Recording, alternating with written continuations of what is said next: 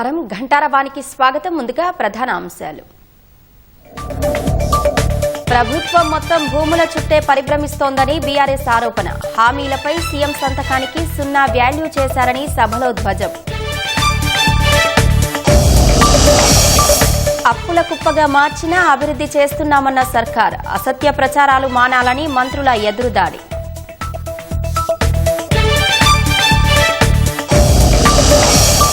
మహిళలకు వడ్డీ లేని రుణాలు నిజమైతే రాజీనామాకు సిద్దమన్న కేటీఆర్ 57,000 కోట్లిచ్చామన్న మంత్రి సీతక్క మాటకు కట్టుబడి ఉండాలని చురక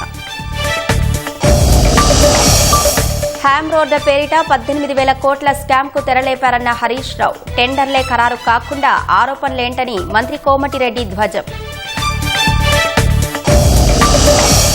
మొయినాబాద్ ఫామ్ హౌస్ డ్రగ్స్ కేసులో సిటీ ఏర్పాటు 3 నెలల్లో దర్యాప్తు చేసి ఛార్జిషీట్ దాఖలు చేయాలని ఆదేశం ఆఫ్ఘన్లోని ఆసుపత్రిపై పాక్ దాడులను ఖండించిన భారత్ పిరికి పంద అమానవీయ చర్యకు పాల్పడిందని ధ్వజం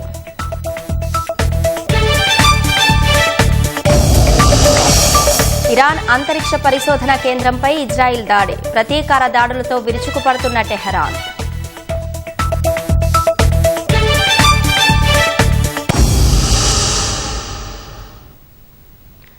రాష్ట్రంలో హ్యామ్ రోడ్ల పేరిట 18,000 కోట్ల కుంభకోణానికి తెరలేపారని బీఆర్ఎస్ నేతలు ఆరోపించారు ఆర్ఎండ్బి 12,000 కోట్లు పంచాయతీరాజ్ శాఖ 6,000 కోట్లు 10% మొబిలైజేషన్ అడ్వాన్సులు పెట్టారని హరీష్ రావు ప్రశాంత్ రెడ్డి అన్నారు 1,800 కోట్లు నేరుగా వస్తాయని ఆ డబ్బును 4 రాష్ట్రాల ఎన్నికలకు పంపిస్తారని ఆరోపించారు అసెంబ్లీ లాబీలో మీడియా ప్రతినిధులతో హరీష్ రావు ప్రశాంత్ రెడ్డి ఇష్టాగోష్ఠిగా మాట్లాడారు బీఆర్ఎస్ ప్రభుత్వం మొబిలైజేషన్ అడ్వాన్సుల విధానాన్ని రద్దు చేసిందన్నారు నాడు జలయజ్ఞంలో 3% మొబిలైజేషన్ అడ్వాన్సులు ఉంటే ఇప్పుడు 10% పెట్టారన్నారు ఇప్పటి వరకు తెరిచిన 24 టెండర్ల సాంకేతిక బిడ్లు చూస్తే దాదాపు 16 టెండర్లలో 2 మాత్రమే వేశారన్నారు ముందే రింగ్ అయ్యారని ఆరోపించారు ఈ విషయంలో సిట్టింగ్ హైకోర్టు న్యాయమూర్తిచే విచారణ చేయాలని సూచించారు సివిసి ఆర్బీఐ సహా అన్ని విచారణ సంస్థలకు ఫిర్యాదు చేస్తామని హరీష్ రావు ప్రశాంత్ రెడ్డిలు స్పష్టం చేశారు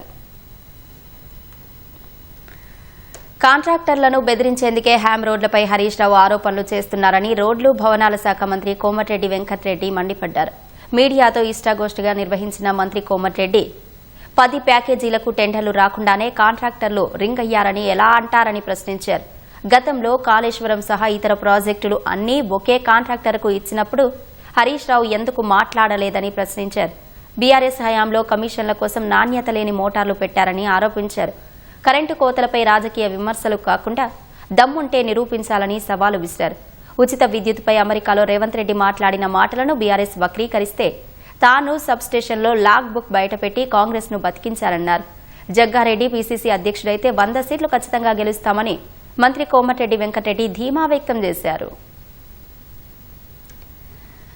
శాసనమండలి సమావేశాల్లో పీసీసీ అధ్యక్షుడు ఎమ్మెల్సీ మహేష్ కుమార్ గౌడ్ బీఆర్ఎస్ నాయకులపై తీవ్ర విమర్శలు చేశారు గత 10 ఏళ్ల కాలంలో తెలంగాణను డ్రగ్స్ మయం చేశారని ఆరోపించారు మాజీ ముఖ్యమంత్రి కేసీఆర్ డ్రగ్ టెస్టుకు వస్తే తాము ముఖ్యమంత్రి రేవంత్ రెడ్డిని పరీక్షకు తీసుకువస్తానని సవాలు విసిరారు ఈ రాష్ట్రాన్ని డ్రగ్స్ మయం చేశారు అధ్యక్ష డ్రగ్స్ వ్యాపారం చేశారు 1,000 కోట్లు డ్రగ్స్ మీద సంపాదించారు అధ్యక్ష సిగ్గుతో తలవంచుకున్న పరిస్థితి అధ్యక్ష డ్రగ్స్ మాట్లాడగానే మీ నాయకుడు పేరెందుకు వస్తుంది ఒక్కసారి ఆలోచించుకోవాల్సిన అవసరం ఉంది అధ్యక్ష ఇలా సామాన్యుడు టీచర్లు ప్రొఫెసర్లు లెక్చరర్ వారి పిల్లల్ని కాపాడుకోలేక నానా అవస్థలు పడుతూ ఉంటుంది అధ్యక్ష పోయిన 10 ఏళ్ల కాలంలో విచ్చలవిడిగా గాంజాయి సరఫరా అయింది అధ్యక్ష రాష్ట్రం కొకాయిన్ సరఫరా అయింది అధ్యక్ష చాక్లెట్ లాగా దొరుకుతా ఉంది కొకాయిన్ బిస్కెట్ లాగా కిరాణా షాప్ దొరికినట్టు దొరుకుతుంది ఎవరు కారణం 10 ఏళ్లు మీరు కదా కారణం నేను మళ్ళీ ఛాలెంజ్ చేస్తా ఉన్నా మీరు కేసీఆర్ తీసుకురండి అసెంబ్లీకి మా ముఖ్యమంత్రిని తీసుకొస్తా ఇద్దరు మొదటి టెస్ట్ చేసుకోవాల్సిందే తర్వాత మీరు మేమందరం టెస్ట్ చేసుకోవాల్సిందే మేము రెడీగా ఉన్నాం మొయినాబాద్ ఫామ్ హౌస్ అడ్డాగా ప్రజాప్రతినిధులు డ్రగ్స్ మద్యం పార్టీ చేసుకుని పోలీసులకు చిక్కడాన్ని ప్రభుత్వం సీరియస్ గా తీసుకుంది ఈ మొత్తం వ్యవహారంలో నిజానిజాలు నిగ్గు తేల్చేందుకు ప్రభుత్వం లోతైన దర్యాప్తు చేసేలా 9 మంది అధికారులతో సిట్ ఏర్పాటు చేస్తూ నిర్ణయం తీసుకుంది future city CP Sudheer Babu పర్యవేక్షణలో ప్రత్యేక దర్యాప్తు బృందం విచారణ చేపట్టనుంది 3 నెలల్లో సమగ్రంగా దర్యాప్తు చేసి ఛార్జిషీట్ దాఖలు చేయాలని ప్రభుత్వం ఆదేశించింది మాదక ద్రవ్యాలు వినియోగించారనే ఆరోపణలు ఎదుర్కొంటున్న తాండూరు మాజీ ఎమ్మెల్యే పైలట్ రోహిత్ రెడ్డిపై బీఆర్ఎస్ చర్యలకు ఉపక్రమించింది. డ్రగ్స్ వ్యవహారాన్ని తీవ్రంగా పరిగణించిన బీఆర్ఎస్ అధిష్టానం ఆయనకు షోకాజ్ నోటీసులు జారీ చేసింది. ఈ మేరకు బీఆర్ఎస్ ప్రధాన కార్యదర్శి, పార్టీ క్రమశిక్షణ వ్యవహారాల బాధ్యులు సోమా భరత్ నోటీసు ఇచ్చారు. ఒక బాధ్యతాయుతమైన రాజకీయ సంస్థగా బీఆర్ఎస్ చట్టపరమైన నిబంధనలు, నైతిక విలువలకు కట్టుబడి ఉందన్న భరత్, అక్రమ కార్యకలాపాలు, డ్రగ్స్ వినియోగం లేదా వాటితో ఏ విధమైన సంబంధం కలిగి ఉండటాన్ని పూర్తిగా వ్యతిరేకిస్తుందని స్పష్టం చేశారు. రోహిత్ రెడ్డి ప్రమేయంపై వచ్చిన ఆరోపణలు పార్టీ ప్రతిష్టకు భంగం కలిగించే విధంగా ఉన్నందున ఈ అంశంపై నోటీసు అందినప్పటి నుంచి 7 రోజుల్లో వివరణ ఇవ్వాలని ఆదేశించారు. గడువులోపు వివరణ ఇవ్వకుంటే పార్టీ రాజ్యాంగం నియమావళి ప్రకారం ఎలాంటి అదనపు నోటీసు లేకుండానే క్రమశిక్షణ చర్యలు తీసుకోనున్నట్లు భరత్ కుమార్ స్పష్టం చేశారు. తాను పార్టీ మారే ఆలోచన రావడానికి జగిత్యాల ఎమ్మెల్యే సంజయ్ కుమారే కారణమని కాంగ్రెస్ సీనియర్ నేత జీవన్ రెడ్డి తీవ్ర అసంతృప్తి వ్యక్తం చేశారు. 4 దశాబ్దాలుగా కాంగ్రెస్ పార్టీలో ఉన్నా తగిన గౌరవం, గుర్తింపు లేకనే పార్టీ మారే పరిస్థితి దాపురించిందని ఆవేదన వ్యక్తం చేశారు. ఎమ్మెల్యే సంజయ్ కుమార్ తనతో కలిసి పనిచేయడానికి సిద్దమని మాట్లాడడం హాస్యాస్పదంగా ఉందని జీవన్ రెడ్డి ఆక్షేపించారు. తీర్చగల సమస్య కానందునే పార్టీ మార్పుపై ఆలోచిస్తున్నట్లు సూచనప్రాయంగా జీవన్ రెడ్డి వెల్లడించారు. జీవన్ రెడ్డితో కలిసి పనిచేయడానికి తాను సిద్ధం అన్నట్టు, తనకు ఎలాంటి అభ్యంతరం లేదు అన్నట్టు పేర్కొనడం చూస్తుంటే నాకు ఆశ్చర్యం కలుగుతుంది అంటున్నా. అసలు ముందు ఆయన ఏ పార్టీ అని తెలుసా అని అడుగుతుంది. 4 దశాబ్దాల అనుబంధం ఉన్నటువంటి ఒక పార్టీ నుండి విడిపోవాలని ఎవరు కూడా కోరుకోరు. కానీ వీళ్ళు ఈ పరిస్థితి ఉత్పన్నం కావడానికి కారకులు ఎవరు అని చెప్పి అంటున్నాను నేను. ఆయన ఏ పార్టీ ఎక్కడున్నాడో ఆయనకే తెలియదు. ఇవాళ ముఖ్యమంత్రి గారితో కలిసి పనిచేయడం అని చెప్పారంటే కాంగ్రెస్ పార్టీ అంతర్గత వ్యవహారాలలో జోక్యం చేసుకోవటమా, నామినేటెడ్ పోస్టర్లో జోక్యం చేసుకోవటం, స్థానిక సంస్థల ఎన్నికల్లో జోక్యం చేసుకోవటం ఈ సంజయ్ కుమార్ గారు కాదా అని చెప్పి అంటున్నాను. నువ్వు వచ్చి మాకు చిచ్చు పెట్టకుంటే మాకు ఈ సమస్య ఉత్పన్నం అవుతుండేనానే. స్టిల్ ఐ మీన్ కాంగ్రెస్ వదిలినాడు ఏదైతుందో న్యాచురల్లీ అన్ని మారాల్సి వస్తుంది. కాంగ్రెస్ పార్టీ వదిలిన తర్వాత ఇప్పుడు మీలాంటి సూచన తీసుకుంటా. డెఫినెట్లీ సంజయ్ కుమార్ ప్రధాన పాత్రదారుడు. ఆయన ఆడించే వాళ్ళు ఎన్నికెవరు ఉన్నారో తెలియదు కానీ డెఫినెట్లీ ఆయన పాత్రదారుడు అయితే ముందు కనబడుతుండే. ఆయన ఈ సమస్యకు పరిష్కారం మీరు సూచన చేయగలుగుతారా? హైదరాబాద్లో ప్రభుత్వ ప్రజా అవసరాలకు కేటాయించిన 11 ఎకరాల భూమిని ఆక్రమణదారుల చెర నుంచి హైడ్రా విడిపించింది. ఈ భూముల విలువ మార్కెట్లో దాదాపు 1650 కోట్ల రూపాయలుంటుందని అంచనా వేస్తున్నారు.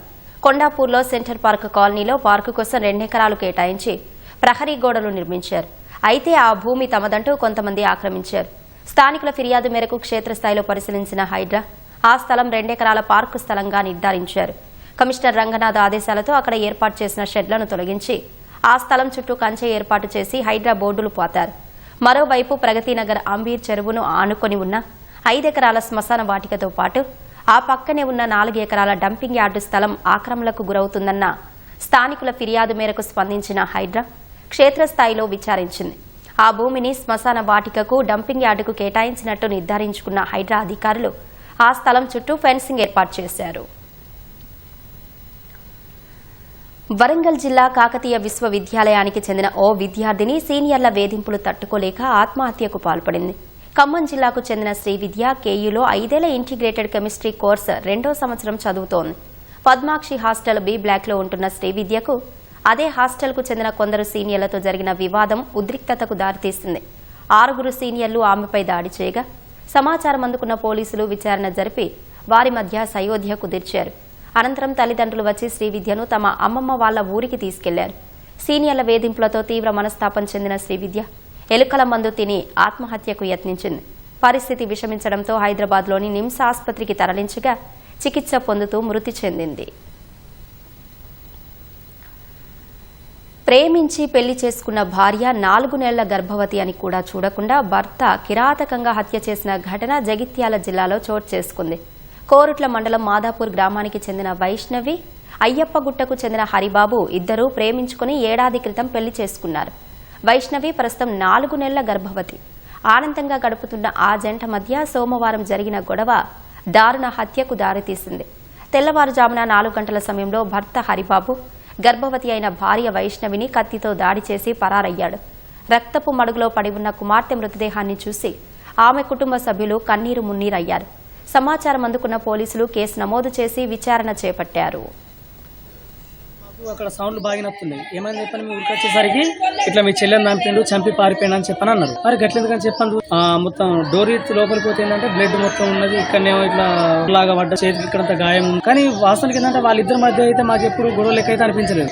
వాళ్ళు పెళ్లి ముందుగా ప్రేమించుకున్నారు, తర్వాత పెళ్లి చేసుకున్నారు. కానీ ఒకటి ఏంటంటే వాళ్ళ ఇంటికి ఇష్టం లేదు. ఏది మన పిల్లగాని ఇంటి నుండి వాళ్ళకైతే ఇష్టం లేదు. సరే లేకుండా మా పిన్ని వాళ్ళని చేసిరంటే సరే మేము చూసుకున్నది అని చెప్పని ఈయనే ఉన్నారు. ఇక్కడనే మంచిగా ఉన్న అయిపోయింది. రాత్రి ఏదో చిన్న చిన్న సౌండ్లు నచ్చినట్టు గొడవ లెక్క వినిపించింది. అక్కడ ఎంత కొట్టినా డోర్ తీయలేదు. సరే లేక గట్టినే ఉంటారు కావచ్చు అని చెప్పని చక్కగా ఉన్నారట. తెల్లాలేసరికి ఇట్లా జరిగింది. ఇంకా మంచిగా లేచి మొహం కడుకుని పోయినా 1 year దాటింది. ప్రెగ్నెన్సీ ఇప్పుడు 5 నెలలు అనుకుంటా.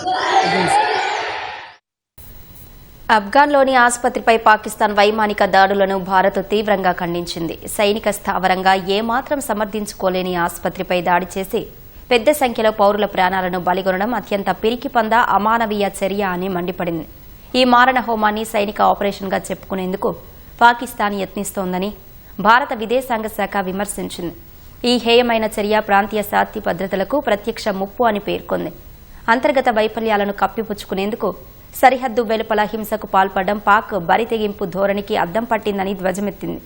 ఆసుపత్రిని ఉద్దేశపూర్వకంగా లక్ష్యంగా చేసుకోవడాన్ని ఏ మతం, ఏ చట్టం, ఏ నైతికత సమర్థించలేదని స్పష్టం చేసింది. పాక్ను అంతర్జాతీయ సమాజం జవాబుదారీగా చేయాలని, అఫ్ఘాన్ పౌరులపై ఉద్దేశపూర్వకంగా జరుగుతున్న దాడులను తక్షణమే అడ్డుకోవాలని భారత్ పిలుపునిచ్చింది. ఈ విషాద సమయంలో అఫ్ఘాన్లకు అండగా ఉంటామని భరోసా ఇచ్చింది. దాడులు, ప్రతి దాడులతో పశ్చిమాసియా అట్టుడుకుతోంది. ఇరాన్తో పాటు లెబనాన్లోని హెజ్బొల్లా లక్ష్యంగా ఇజ్రాయెల్ విరుచుకుపడుతోంది. టెహ్రాన్లోని ఇరాన్ అంతరిక్ష పరిశోధనా సంస్థ కార్యాలయంపై క్షిపణులతో దాడి చేసింది. ఇజ్రాయెల్ జరిపిన దాడుల్లో ఇరాన్కు చెందిన కీలక అధికారులు హతమైనట్టు తెలుస్తోంది. మరోవైపు గల్ఫ్ దేశాల్లోని అమెరికా స్థావరాలు సహా ఇజ్రాయెల్పై డ్రోన్లు, క్షిపణులతో ఇరాన్ ప్రతి దాడులు చేస్తోంది. ఇజ్రాయెల్ సైబర్ టెక్నాలజీ కేంద్రాలు, రఫేల్ వెపన్స్ మ్యానుఫ్యాక్చరింగ్ కాంప్లెక్స్ ను సైతం లక్ష్యంగా చేసుకుంది. పశ్చిమాసియాలో భీకర పోరు కొనసాగుతోంది. ఇరాన్పై వైమానిక దాడులతో ఇజ్రాయెల్ విరుచుకుపడుతోంది. టెహరాన్లోని ఇరాన్ అంతరిక్ష పరిశోధనా సంస్థ కార్యాలయంపై క్షిపణులతో దాడి చేసింది. హమేదాన్లో సైబర్ పోలీస్ భవనాన్ని ఇజ్రాయెల్ సైన్యం ధ్వంసం చేసింది.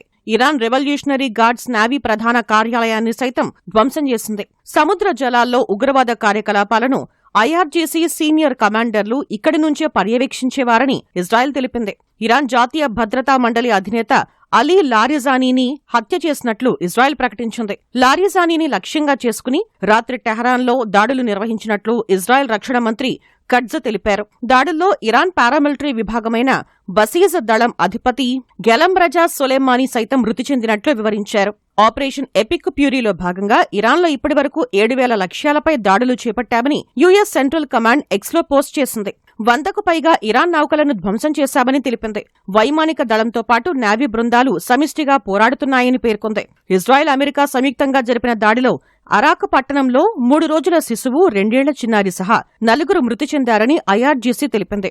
అటు దక్షిణ లెబనాన్లోని అనేక పట్టణాలపై ఇజ్రాయెల్ వైమానిక దాడులు చేపట్టింది. ఖానా పట్టణంలో నివాస భవనంపై ఇజ్రాయెల్ యుద్ధ విమానాలు బాంబులను జారవిడిచాయి. యుద్ధం ప్రారంభమైనప్పటి నుంచి ఇప్పటి వరకు ఇరాన్లో 1,300 మందికి పైగా ప్రాణాలు కోల్పోయారు. లెబనాన్లో 850 మంది మృతి చెందారు, పలువురు గాయపడ్డారు. మరోవైపు ఇజ్రాయెల్ సహా మధ్యప్రాచ్యంలోని అమెరికా సైనిక స్థావరాలపై ఇరాన్ ప్రతిదాడులు చేస్తోంది. ఇరాక్ రాజధాని బాగ్దాద్లోని అమెరికా రాయబార కార్యాలయం లక్ష్యంగా డ్రోన్లు, రాకెట్ల దాడి జరిగింది. 2 డ్రోన్లు ఎంబసీ ప్రాంగణంలో పడి మంటలు చెలరేగాయి. ఎంబసీలో ఉన్న రక్షణ వ్యవస్థలు డ్రోన్లను అడ్డుకోలేకపోయాయని ఇరాక్ ప్రభుత్వ అధికారులు తెలిపారు. యుద్ధం ప్రారంభమయ్యాక ఎంబసీపై జరిగిన అత్యంత తీవ్రమైన దాడి ఇదేనని చెప్పారు. బాగ్దాద్లోని జద్రియా జిల్లాలో ఓ నివాసంపై జరిగిన వైమానిక దాడిలో పీఎంఎఫ్ మిలీషియా సంస్థకు చెందిన 4 సభ్యులు మృతి చెందగా అనేక మంది గాయపడ్డారు. చమురు క్షేత్రాలు దిశగా దూసుకువచ్చిన డజనుకు పైగా డ్రోన్లను అడ్డుకున్నామని సౌదీ అరేబియా రక్షణ శాఖ తెలిపింది. ఖతార్ రాజధాని దోహాలో పలుచోట్ల పేలుళ్ల శబ్దాలు వినిపించాయని అంతర్జాతీయ మీడియా పేర్కొంది. క్షిపణి శిథిలాలు పడి ఓ పారిశ్రామిక వాడలో స్వల్పంగా మంటలు చెలరేగాయని ఖతార్ అంతర్గత మంత్రిత్వ శాఖ పేర్కొంది. ఈ నేపథ్యంలో పౌరులు ఇళ్లలోనే ఉండాలని ఖతార్ ఆదేశాలు జారీ చేసింది. అబుదాబిలో క్షిపణి శిథిలాలు పడి పాకిస్తాన్ పౌరుడు మృతి చెందాడు. యుఏఈలోని ఫుజైరాలో ఇంధన నిల్వ కేంద్రంపై డ్రోన్ దాడి జరిగింది. ఈ దాడిలో ఎవరూ గాయపడలేదని అధికారులు తెలిపారు. ఇజ్రాయెల్ జెరూసలేంలో ప్రార్థనా మందిరంపై క్షిపణి పడింది. ఇరాన్ దాడుల్లో ఇప్పటి వరకు 3,000 మందికి పైగా గాయపడ్డారని ఇజ్రాయెల్ ఆరోగ్య శాఖ మంత్రి తెలిపారు. ఇజ్రాయెల్ పోలీసులకు చెందిన సైబర్ టెక్నాలజీ కేంద్రాలు, ప్రపంచ ప్రఖ్యాత ఆయుధ తయారీ సంస్థ రాఫెల్ వెపన్స్ మ్యానుఫ్యాక్చరింగ్ కాంప్లెక్స్ ను లక్ష్యంగా చేసుకున్నట్లు ఇరాన్ సైన్యం తెలిపింది. తమ దేశ రక్షణ కేంద్రాలపై ఇజ్రాయెల్ జరిపిన దాడులకు ప్రతీకారంగానే ఈ దాడులు చేస్తున్నట్లు వివరించింది. ఇరాన్ దాడుల కారణంగా ఇజ్రాయెల్లో ఇప్పటివరకు 12 మంది ప్రాణాలు కోల్పోయారు. అమెరికాకు చెందిన 13 మంది సైనికులు ప్రాణాలు కోల్పోగా 200 మంది గాయపడ్డారు. రాజకీయ ప్రవేశం చేయాలనుకున్న సూపర్ స్టార్ రజనీకాంత్కు అప్పట్లో డీఎంకే నుంచి బెదిరింపులు ఎదురయ్యాయని టీవీకే చేసిన ఆరోపణలను రజనీకాంత్ ఖండించారు. టీవీకే ప్రధాన కార్యదర్శి ఆదవ్ అర్జున చేసిన ఆరోపణలు తీవ్ర చర్చనీయాంశంగా మారిన వేళ స్పందించిన రజనీ అందులో ఎలాంటి నిజం లేదని స్పష్టం చేశారు. కాలం మాట్లాడలేదని, కానీ వేచి చూస్తే మాత్రం అది ఖచ్చితంగా జవాబు ఇస్తుందంటూ ఎక్స్లో రాసుకొచ్చారు. రాజకీయాల్లోకి వద్దామనుకున్న రజనీపై డీఎంకే బెదిరింపులకు దిగడంతో ఆయన వెనుకడుగు వేశారని, కానీ విజయ్ మాత్రం ధైర్యంగా ఒత్తిడికి తలొగ్గకుండా నిలబడ్డారని ఇటీవల ఆదవ్ అర్జున ఓ ర్యాలీలో వ్యాఖ్యానించారు. దీనిపై రజనీకాంత్ అభిమానులు తీవ్రంగా మండిపడుతున్నారు. అధికార డీఎంకే, విపక్ష అన్నా డీఎంకే, బీజేపీలు సైతం టీవీకే నేత వ్యాఖ్యలపై తీవ్రంగా స్పందించాయి. పబ్లిసిటీ కోసమే విజయ్ ఇలా వ్యాఖ్యలు చేయిస్తున్నారని డీఎంకే మండిపడింది. రజనీకి అన్ని వర్గాల నుంచి మద్దతు ఉందని, అలాంటి నటుడి ప్రతిష్టను మసకబార్చే రీతిలో మాట్లాడడం సరికాదని అన్నా డీఎంకే, బీజేపీలు హితవు పలికాయి. అర్జునుడు విజయ్ వెంటనే పార్టీ నుంచి తొలగించాలని లేదా అర్జున బేషరతుగా క్షమాపణ చెప్పాలని డిమాండ్ చేశాయి.